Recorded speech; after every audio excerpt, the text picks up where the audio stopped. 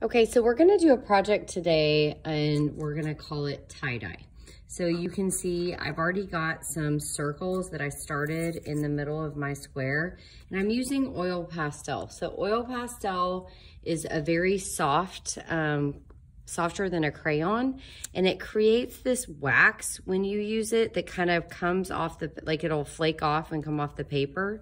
When you get that wax residue, you wanna stand up and go tap it in the trash can. You don't wanna brush it because it will smear the oil pastel.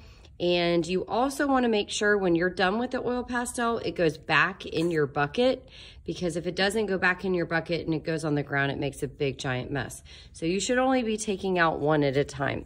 So if you notice here, I'm making circles around circles.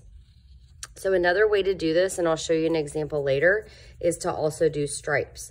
So if you notice with the circles, I'm just adding that circle around the outside of it, and then I'm coloring in however I want. But I am adding pressure. I'm not coloring super light like this. I wanna make it really dark, because the more pressure you add to it, obviously sometimes they break because they are kind of soft too. The more pressure, the more color that you're actually putting on your paper, and that will come in handy later when your colors start mixing together.